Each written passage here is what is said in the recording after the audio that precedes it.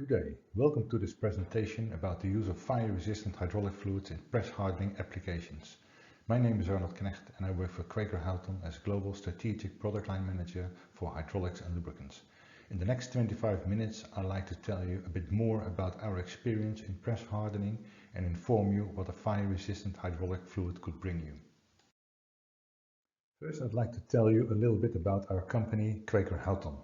Quaker Houghton combined in August 2019 from Quaker Corporation and Houghton International and became a $1.5 billion company. The headquarters is in Conshohocken, Pennsylvania in the United States. Every blue dot on the map represents an affiliate of Quaker Houghton. With 4,000 employees, we serve about 15,000 customers that are mainly operating in the metal producing and the metal processing industry. Our objective is to supply all lubricants needed in the whole process at a customer. So, for example, in a steel producing company, we not only supply the fire-resistant hydraulic fluids in the steel making part, but also, for instance, greases and the hot and cold rolling oils in the rolling mills. We also have several corrosion preventatives for storage and transport of the produced steel coils. In the die casting company, we do not only supply fire-resistant hydraulic fluids, but also, for instance, dye release agents, plunger lubricants, but also cutting oils. Finally, in press hardening plants, we not only supply the fire-resistant hydraulic fluids, but also fire-resistant greases, gear oils and forming lubricants. Let's now talk about our experience in press hardening applications and explain how fire safety can be improved in your press hardening operation and how this can enhance your process reliability. Typically, press hardening units are operated with mineral oil-based hydraulic fluids. These mineral oil-based hydraulic fluids have over the years caused several fires at several press hardening sites. Also, at a large Tier 1 supplier in this example, major fires were encountered. These fires were identified as a major risk for personnel working at the press, as well as for production reliability and image. This Tier 1 supplier decided to find a way to a safer and more reliable production situation and made an assessment of the several options available to improve the safety in their plants.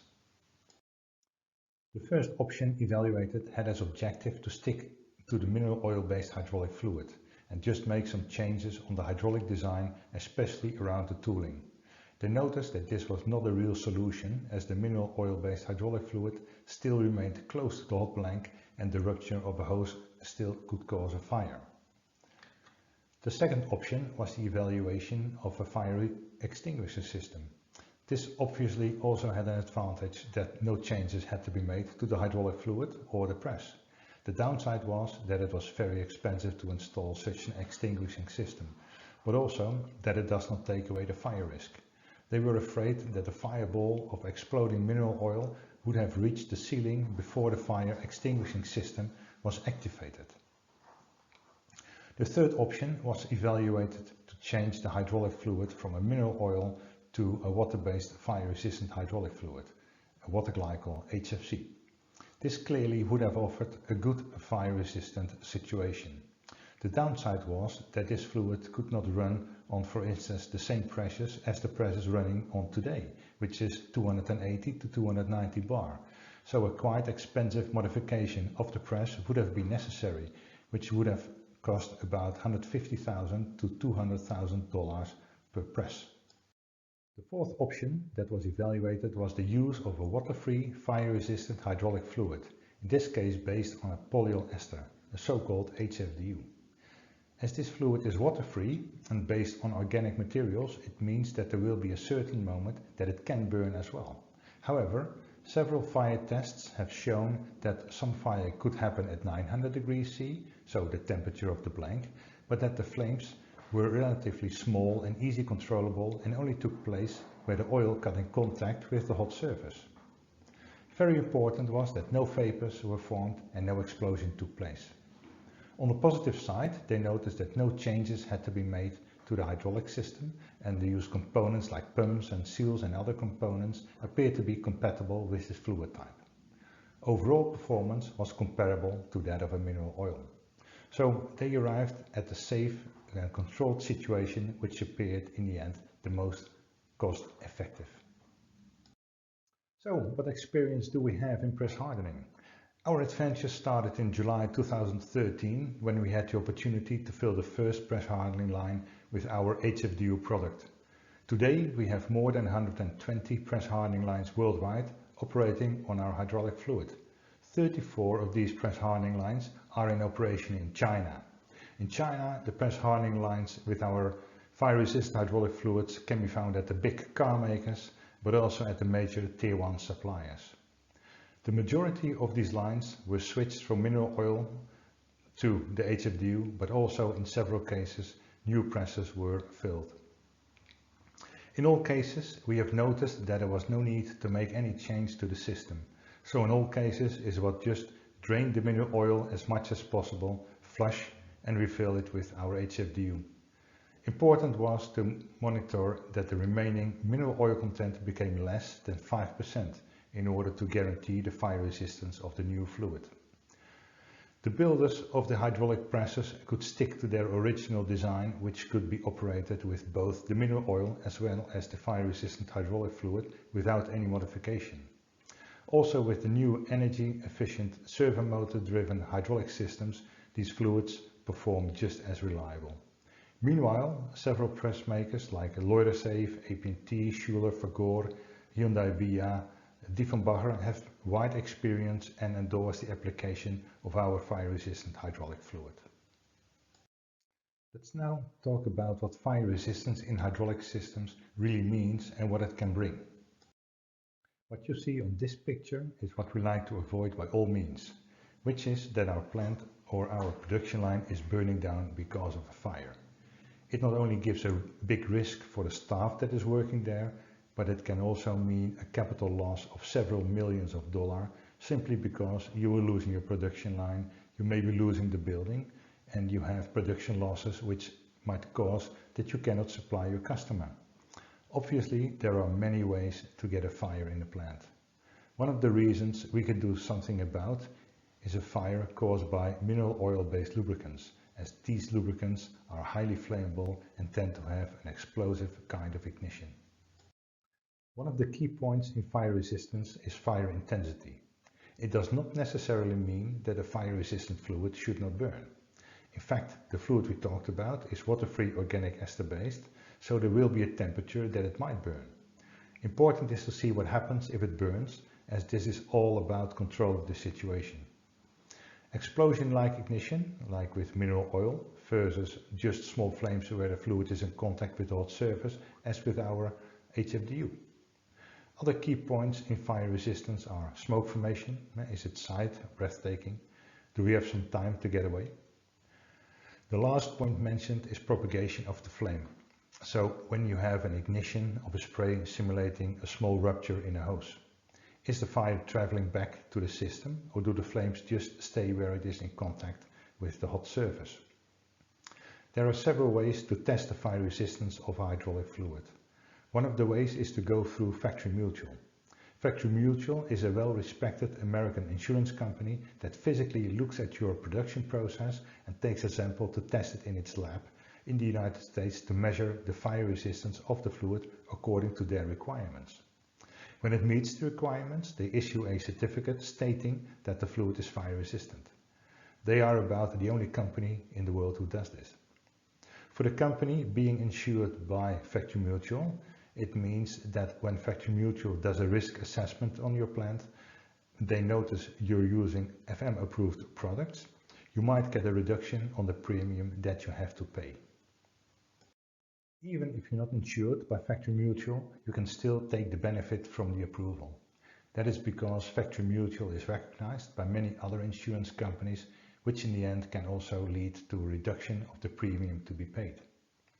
It also brings quality obligations for the fire-resistant hydraulic fluid producing company, as the formulation, supply of raw materials, the manufacturing method, etc.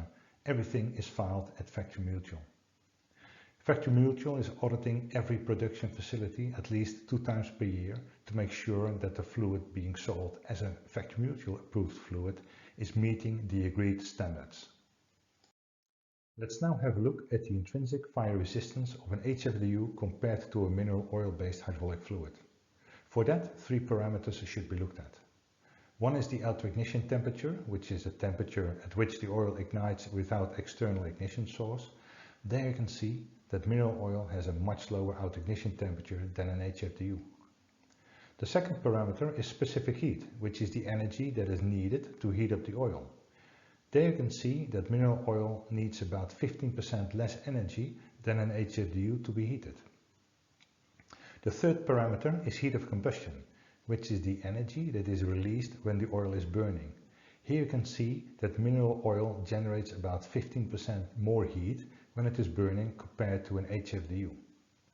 This means that the mineral oil, when it is burning, it generates more heat while it needs less energy to be heated up to arrive at a lower auto-ignition temperature compared to an HFDU. The combination of these parameters explain why a mineral oil is able to keep itself burning in, for instance, a pool of leaked oil. This phenomena is demonstrated in a pool fire test. We have run this test at a steel plant who experienced fire damage to equipment caused by a pool fire fueled by a mineral oil-based hydraulic fluid. In the test, 400 milliliters of mineral oil and HFDU was put in a steel bowl. To the steel bowl, a lump of red hot steel was added. Both fluids started to burn once the lump was added to the bowl. The quintalubric or HFDU stopped burning after about 50 seconds, as apparently there was not enough energy released to keep the process of combustion going. However, the mineral oil continued to burn until all the oil had disappeared and proved to generate enough energy during combustion to be able to keep itself burning. In this short video, we will show you the effect what happens if 20 milliliters of a mineral oil or an HFDU is poured on a tilted hot plate of about 500 degrees C. With the mineral oil, you can see that when the oil is poured onto the hot plate, vapors are formed and an explosive ignition takes place, resulting in a widespread fire and thereafter a waterfall of fire. This is also perfectly shown in the slow motion. When the burning oil touches the ground, it continues to burn. When the HFDU is poured onto the hot plate, you can see that the contact time is too short to get an ignition, although the temperature of the hot plate is much higher than the out-ignition temperature of the oil. This clearly results in a safer situation.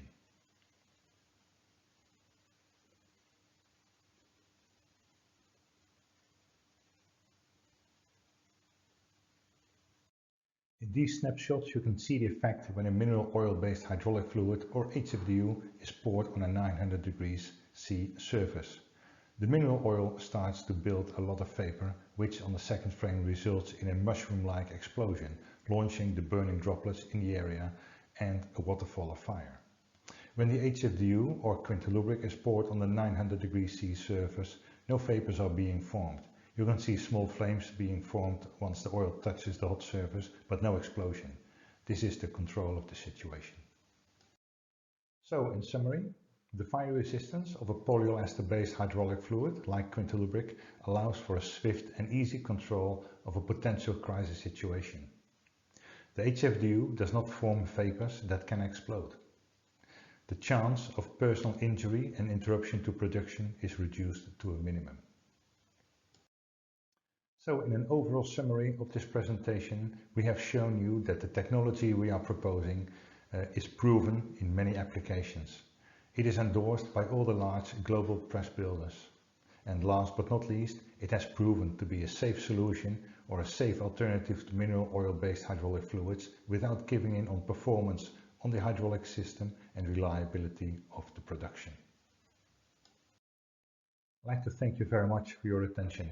I hope this session was informative for you and that you have heard answers to the questions you have had with respect to fire-resistant hydraulic fluids. If you do have questions left about the applications or the fluids or questions about the presentation I just gave, please feel free to send me an email in your own language. Thank you very much and I hope to hear from you soon.